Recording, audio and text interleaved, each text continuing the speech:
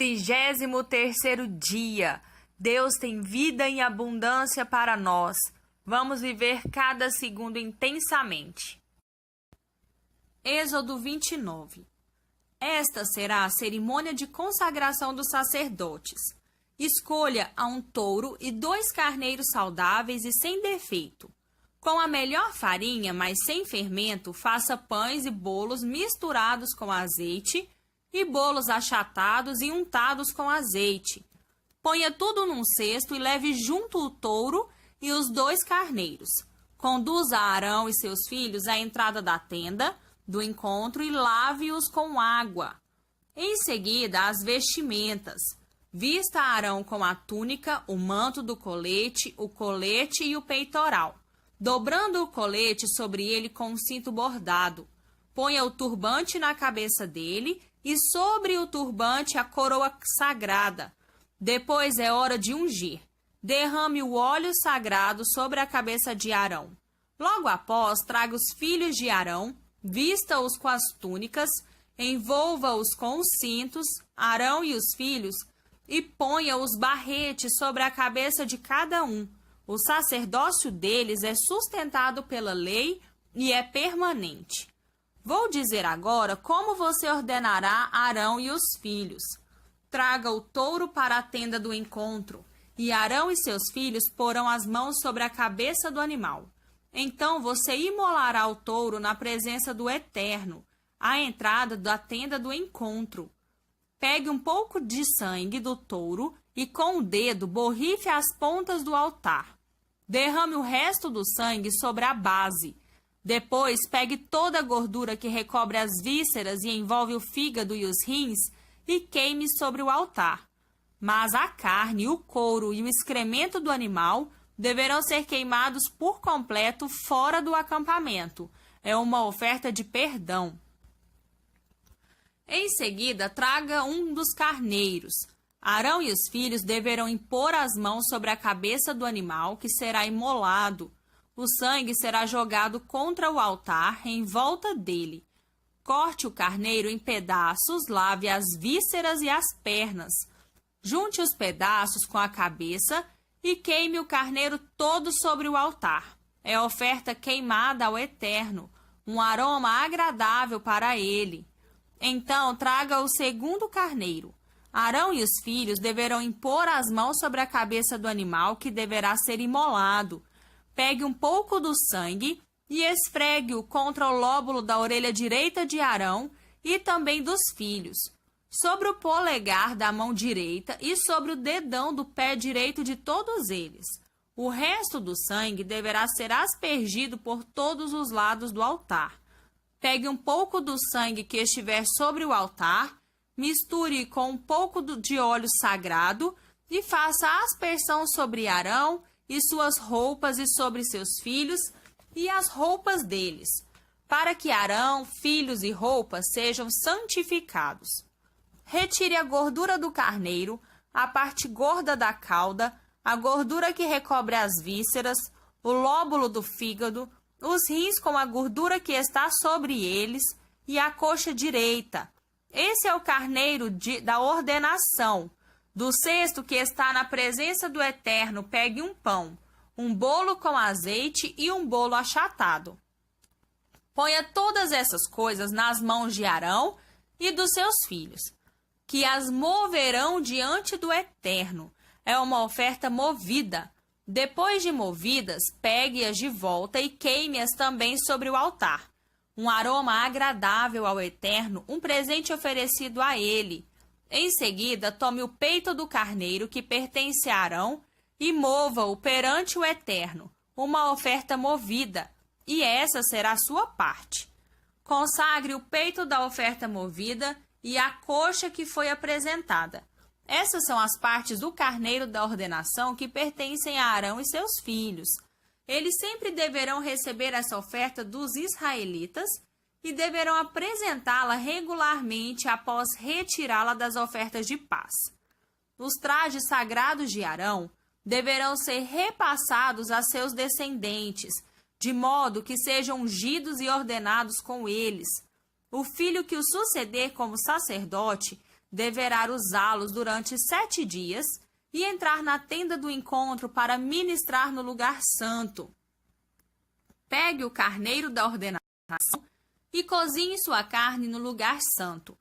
À entrada da tenda do encontro, Arão e seus filhos comerão o carneiro cozido e o pão que está no cesto.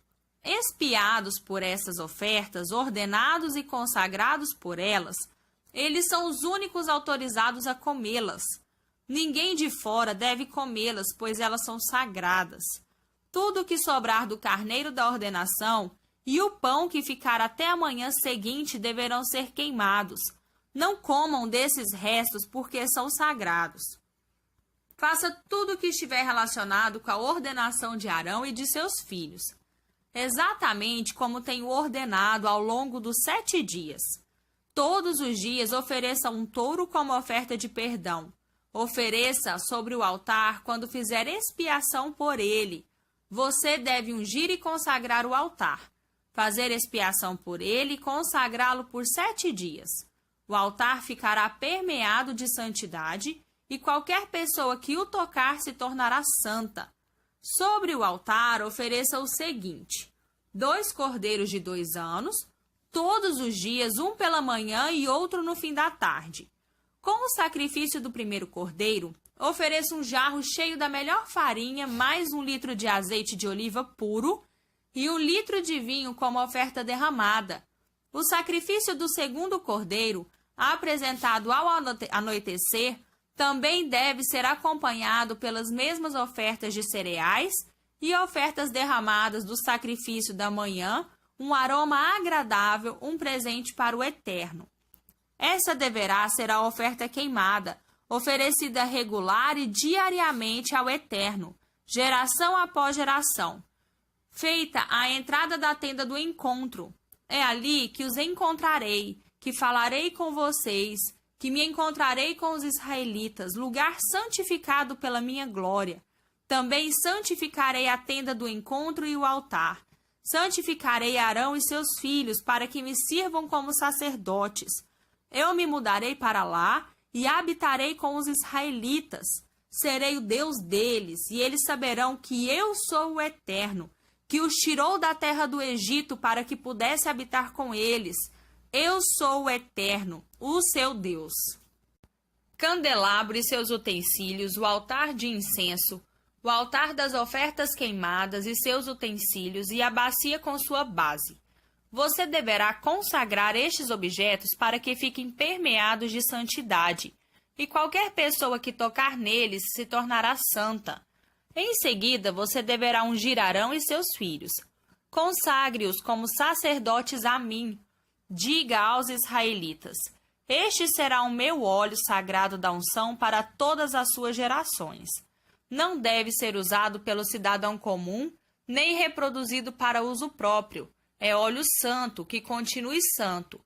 Quem preparar algum composto semelhante ou usá-lo em pessoas comuns será expulso do meio do povo. O Eterno disse a Moisés: misture especiarias aromáticas, resina de goma, ônica, gálbano, e acrescente incenso puro. Esses ingredientes devem ser misturados em partes iguais para fazer o incenso aromático, trabalho de perfumista. Deve levar sal para que seja puro, santo. Em seguida, amasse um pouco de incenso até virar pó e espalhe-o diante das tábuas da aliança na tenda do encontro, onde me encontrarei com você. Esse lugar será santíssimo para você. Depois que preparar o incenso, não reproduza a mistura para uso próprio. É santo ao Eterno e deve continuar santo. Quem fizer um incenso igual para uso próprio será expulso do meio do povo. Candelabro e seus utensílios, o altar de incenso, o altar das ofertas queimadas e seus utensílios e a bacia com sua base. Você deverá consagrar estes objetos para que fiquem permeados de santidade, e qualquer pessoa que tocar neles se tornará santa. Em seguida, você deverá ungir Arão e seus filhos. Consagre-os como sacerdotes a mim. Diga aos israelitas: este será o meu óleo sagrado da unção para todas as suas gerações. Não deve ser usado pelo cidadão comum, nem reproduzido para uso próprio. É óleo santo, que continue santo. Quem preparar algum composto semelhante ou usá-lo em pessoas comuns será expulso do meio do povo. O Eterno disse a Moisés: misture especiarias aromáticas, resina de goma, ônica, gálbano, e acrescente incenso puro. Esses ingredientes devem ser misturados em partes iguais para fazer o incenso aromático, trabalho de perfumista. Deve levar sal para que seja puro, santo. Em seguida, amasse um pouco de incenso até virar pó e espalhe-o diante das tábuas da aliança na tenda do encontro, onde me encontrarei com você. Esse lugar será santíssimo para você. Depois que preparar o incenso, não reproduza a mistura para uso próprio. É santo ao Eterno e deve continuar santo. Quem fizer um incenso igual para uso próprio será expulso do meio do povo. Novo Testamento. Mateus 21, do 23 ao 46. Logo depois, ele estava de volta no templo ensinando. Então os principais sacerdotes e os líderes do povo exigiram: mostre-nos suas credenciais. Quem deu a você autoridade para falar e agir deste modo? Jesus respondeu: primeiro respondam a uma pergunta. Se a responderem, também responderei a sua. No caso do batismo de João, quem o autorizou? Deus ou os homens? Eles ficaram numa situação difícil e sabiam disso. Confusos, cochichavam entre si. Se dissermos Deus, ele vai perguntar: por que não acreditamos nele? Se dissermos os homens, estamos em apuros porque o povo tinha João na conta de profeta. Decidiram então dar a vitória a Jesus dessa vez. Não sabemos, responderam. Jesus concluiu: então, também não vou responder à pergunta de vocês. A história dos dois filhos. Digam-me o que pensam da minha história. Um homem tinha 2 filhos. Ele se dirigiu ao primeiro e disse: filho, vá trabalhar na minha vinha. O filho respondeu: não quero. Mais tarde, pensou melhor e foi. O pai deu a mesma ordem ao segundo filho. Ele respondeu: mas é claro, com prazer. Mas nunca foi. Qual dos 2 filhos fez o que o pai pediu? Eles disseram: o primeiro. Jesus disse: sim. E digo a vocês que os malandros e as prostitutas entraram antes de vocês no reino de Deus. João veio mostrando o caminho certo. Vocês viraram as costas para ele. Mas os malandros e as prostitutas creram nele.